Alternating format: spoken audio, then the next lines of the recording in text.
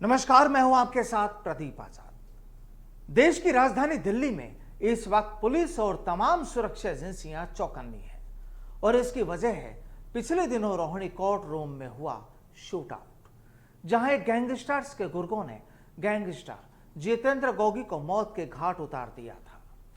अब आपको यह भी बता देते हैं कि हालांकि दिल्ली पुलिस की ओर से पिछले दिनों यह ऐलान भी कर दिया गया था कि जेलों से जो मोबाइल इस्तेमाल की खबरें आती रहती हैं, उस परेशानी को भी जल्द ही खत्म करने की कार्रवाइयां चल रही हैं। यानी जेलों में बैठे बदमाश जो अंदर से ही मोबाइल के जरिए गुनाह को अंजाम देने में जुटे हैं, उन्हें रोकने के लिए दिल्ली पुलिस पूरी तरह प्लानिंग में है। और अब लगे हाथ आपको एक बड़े खुलासे के बारे में बताएं, उससे पहले आपको बता दें कि अभी तक मिल रही खबरों से यह साफ हो चुका है कि जितेंद्र गोगी की हत्या की साजिश की दिल्ली की मंडोली जेल में ही तैयार हो चुकी थी, गैंगस्टर टिल्लू ताजपुरिया के जरिए। और अब बड़ा खुलासा ये कि हाल ही में दिल्ली पुलिस ने गोगी के जिन 4 शूटर्स को गिरफ्तार किया है, उन्होंने इस बात को कबूल किया है कि रोहिणी शूटआउट के बाद जेल से ही गैंगस्टर टिल्लू को भी रास्ते से हटाने की प्लानिंग हो चुकी थी। चलिए अब इसे यूं समझिए, दरअसल जिस तरह जितेंद्र गोगी की हत्या की साजिश मंडोली जेल में रची गई थी और जेल से ही फोन कर गोगी की हत्या करने के निर्देश दिए गए थे, उसी तरह टिल्लू ताजपुरिया की हत्या करने के लिए मंडोली जेल से भी निर्देश दिए गए थे। ये निर्देश गोगी की हत्या के बाद ही तिहाड़ में बंद गोगी गिरोह के गैंगस्टर गुल्लू और गुलशन और सोनू खड़खड़ी ने दिए थे। दरअसल ये पूरा खुलासा स्पेशल सेल के गिरफ्त में आए जितेंद्र गोगी गिरोह के 4 शूटर्स ने पूछताछ में किया है। और अब इसके बाद कहा जा सकता है कि जेलों में मोबाइल फोनों का इस्तेमाल थम नहीं रहा। आपको हमने कल ही बताया था कि दिल्ली पुलिस की स्पेशल सेल ने खेड़ा गांव से गोगी अशोक प्रधान गिरोह के 4 शूटर्स अनुज उर्फ मोहित, हर्ष उर्फ मिथुन, सागर राणा उर्फ काला और सुमित उर्फ कालू को गिरफ्तार किया था। और अब पकड़े गए इन शूटर्स ने यह भी खुलासा किया है कि गोगी गिरोह की कमान तिहाड़ जेल में बंद और जितेंद्र गोगी के खास रहे रोहित मोई ने संभाल ली है।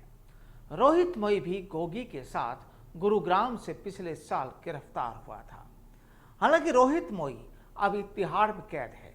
ऐसे में जेल से बाहर बॉक्सर और दीपक कराड़ा गिरोह को संभाल रहे हैं। अब अगर इन शूटर्स के पुलिस खुलासों और मिल रही रिपोर्ट्स पर यकीन करें तो जितेंद्र गोगी की हत्या का बदला लेने के लिए, या यूं कहें कि टिल्लू की हत्या करने के लिए गोगी गिरोह के करीब 50 से ज्यादा गुर्गे तैयार हैं। तो जाहिर है दिल्ली में बड़ी गैंगवार होने की आशंका है। अब इन शूटर्स के दूसरे हैरान करने वाले खुलासों के बारे में आपको बताएं, उससे पहले गुनाह की इस कहानी में एक ट्विस्ट और है। दरअसल खबरें हैं कि टिल्लू गैंग का खात्मा करने के लिए जो गोगी गैंग के शूटर्स को जो हथियार मुहैया कराए गए थे, वो उन्हें पंजाब से मिले थे। यानी पहले दिल्ली और अब पंजाब का कनेक्शन। और ये जो हथियार मुहैया कराए गए थे, उन्हें दिलवाने वाला भी कोई और नहीं बल्कि गैंगस्टर लॉरेंस बिश्नोई ही रहा, जिसने जग्गू भगवानपुरिया के जरिए गोगी के शूटर्स को हथियार मुहैया करवाए। पुलिस ने शूटर्स के कब्जे से 9 पिस्टल व 123 कारतूस बरामद किए और इनमें से 5 विदेशी पिस्टल हैं। दरअसल ये हथियार वो हैं जिन 4 लोगों को दिल्ली पुलिस ने पिछले दिनों गिरफ्तार किया था और जो गोगी गैंग के शूटर्स बताए गए हैं। बहरहाल हथियारों की अपनी कहानी है और गैंगस्टर लॉरेंस बिश्नोई की अपनी, लेकिन यह जरूर साफ हो चुका है कि अब गोगी गैंग को लॉरेंस बिश्नोई का सपोर्ट है।